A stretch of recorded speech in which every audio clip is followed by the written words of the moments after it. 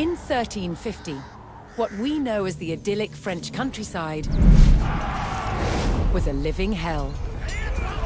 For more than 15 years, the people had suffered at the hands of English invaders. Little did they know that this war would last for another 100 years. But through this crucible of fighting, famine and plague, there would emerge the modern nation of France.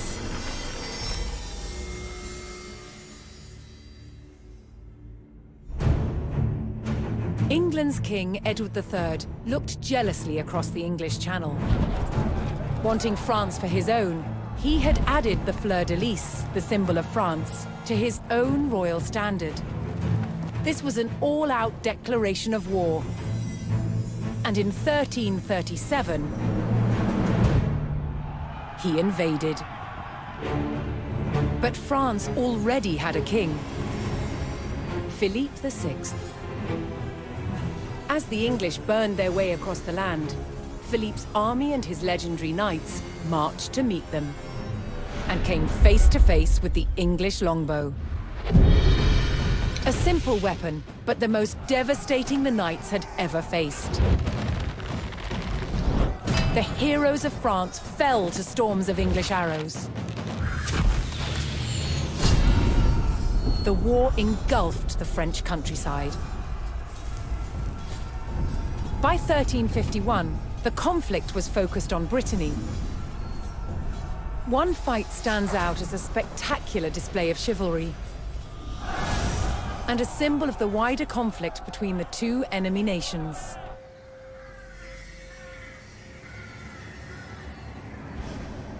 The Combat of the 30 is still commemorated here in Brittany. It was a dispute between two local families.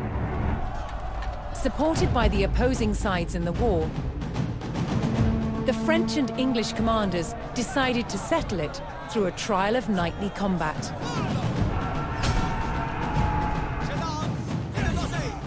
Each side would choose 30 champions to fight on neutral ground.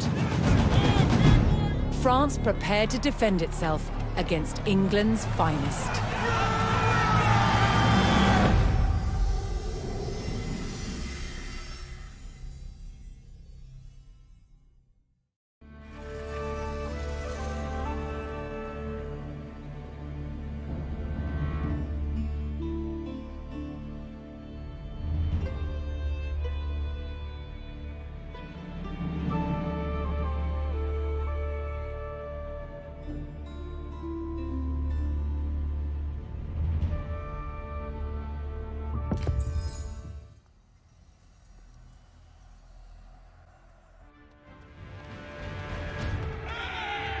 Intent on ending the suffering of the French peasantry, Sir Jean de Beaumanoir sent a challenge to the English commander. 30 champions on each side would compete in a tournament for final claim to Brittany. With the battleground of the halfway oak agreed upon, Sir Jean set out to gather support from local knights.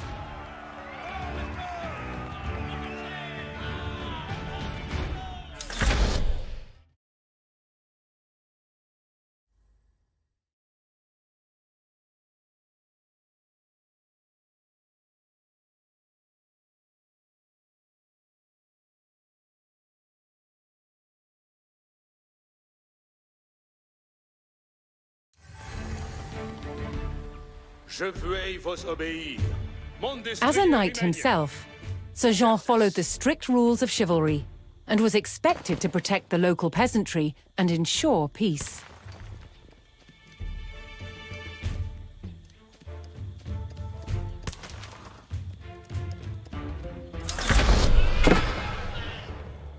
Aveillez votre, vêtiez comme élément.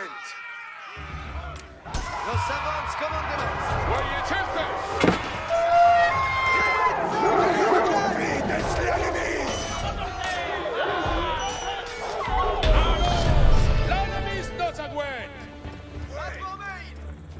Most medieval tournaments were friendly in nature, held for sport and glory, but the Combat of the 30 was arranged between opponents mired in war.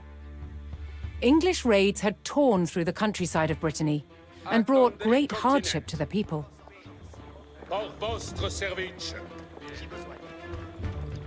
Quando je commande, avant. Retrayez vos amouets.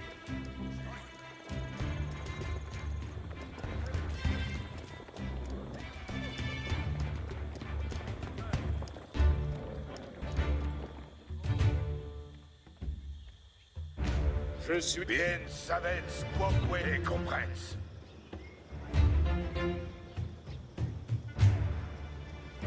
Sir Jean spotted an English raiding party attacking a nearby farmstead. Compagnon. Avant, compagnon. C'est comme vos soldats.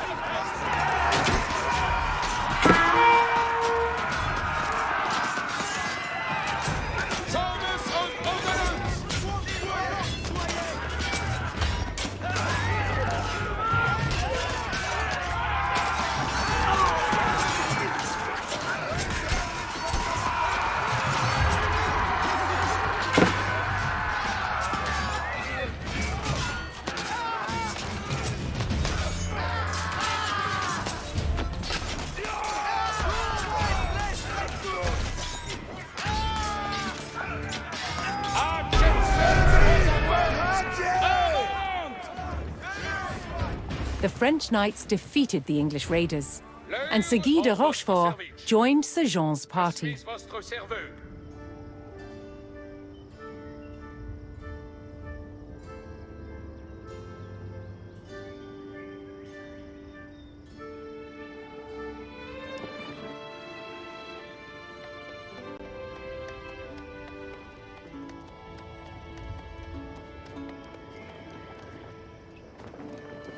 Page!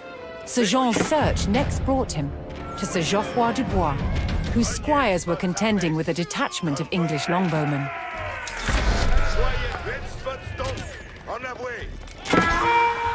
The knights would use the great speed of their war horses to charge the archers and overwhelm them. The English longbowmen fell, but the French knights knew the enemy would attempt to retake the hilltop fortification and steeled themselves for further attacks.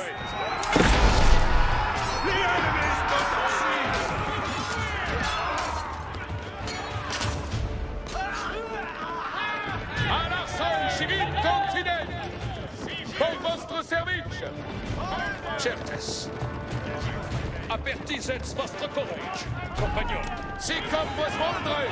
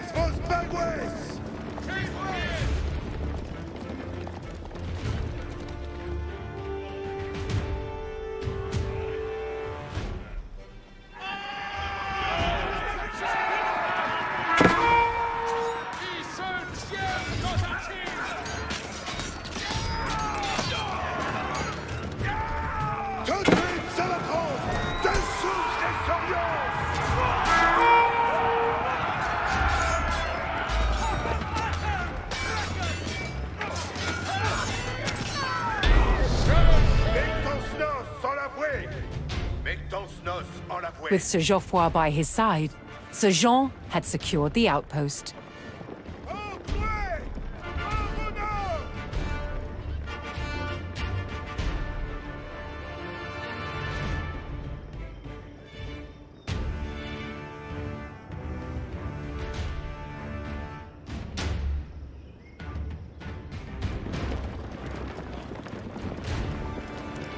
Looking to secure his honor, a young knight held his ground on a bridge in Sir Jean's path.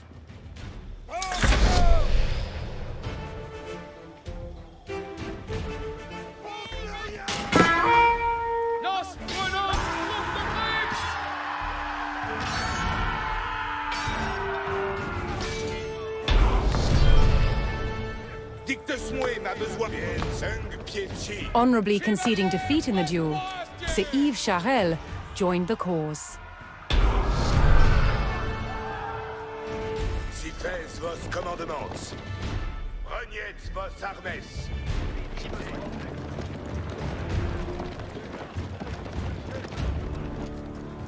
Witz vos donc, en l'avouer.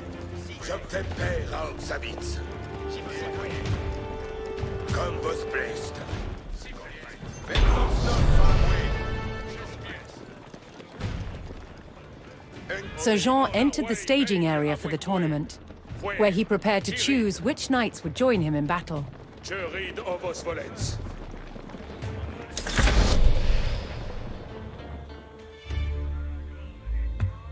Each knight would be accompanied by his squires, young nobles in training to become knights themselves.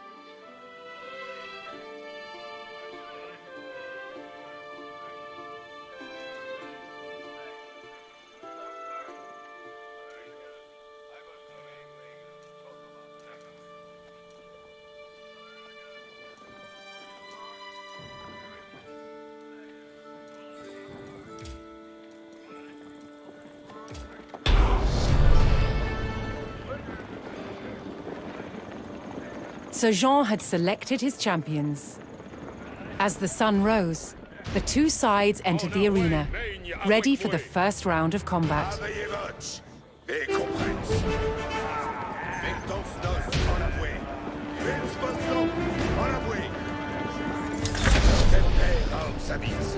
Reniez vos armes.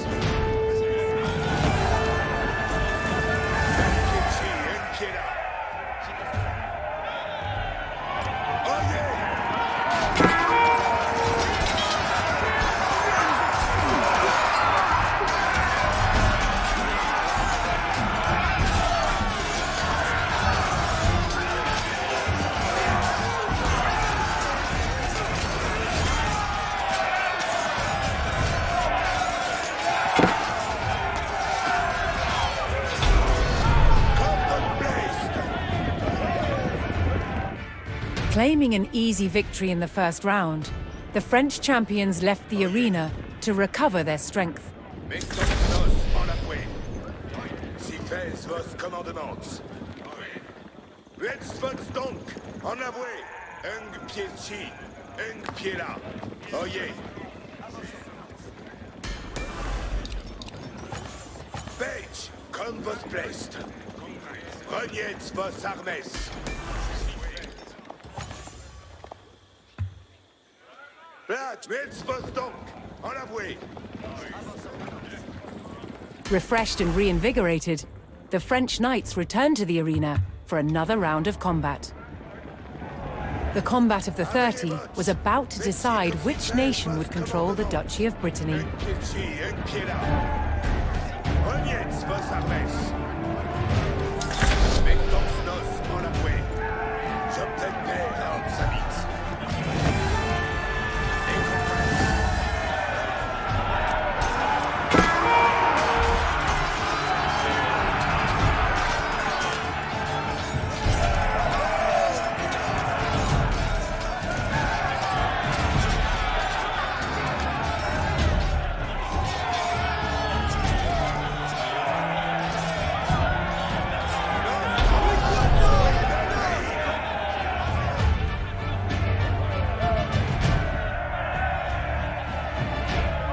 Triumphant, Sir Jean de Beaumanoir and his loyal knights claimed victory. The combat of the 30 had decided control of Brittany in favor of the French. Little did the two sides know, this was just the beginning of a bitter war that would outlive them all.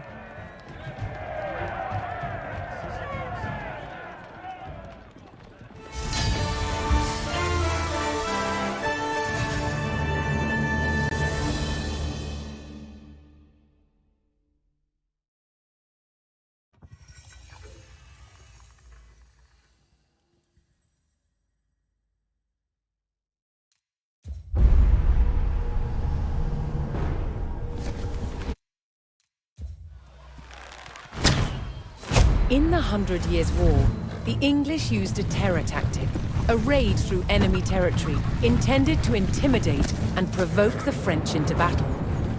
It was called chevauchée.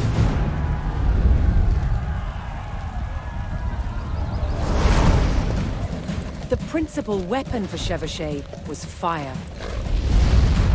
And one of the ways it was delivered was with incendiary arrows. Challenge with incendiary arrows? Keeping them alight. One type of incendiary arrow was fueled with gunpowder. We've got charcoal, got sulfur, and we've got saltpeter. Saltpeter is the main ingredient. The more oxygen you put into it, the hotter it burns. Of course, when it's on an arrow, when it's being shot, you've got a turbocharged airstream. The chemicals are bound together with brandy, left to dry, and poured into a linen bag. The extra long arrowhead is inserted into the bag and then tied off to secure it. It is then sealed by dipping it into boiling tree resin. This resin, which itself is highly flammable, provides a waterproof casing. It also shields the burning gunpowder, so the wind doesn't put it out in flight. Now that looks deadly, and I really want to shoot it. The art to shooting an incendiary arrow is timing. Too early, and it will go out. Too late, it will spit at you like a dragon.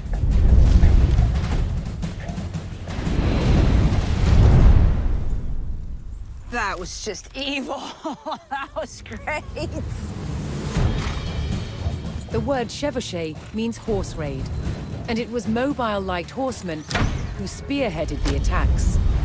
They took gold and silver from the churches, valuables from wealthy citizens, and as much food and drink as they could find from anyone. A chevauchée was scorched earth warfare to create discontent amongst the enemy's subjects, perhaps even to get them to turn against their king.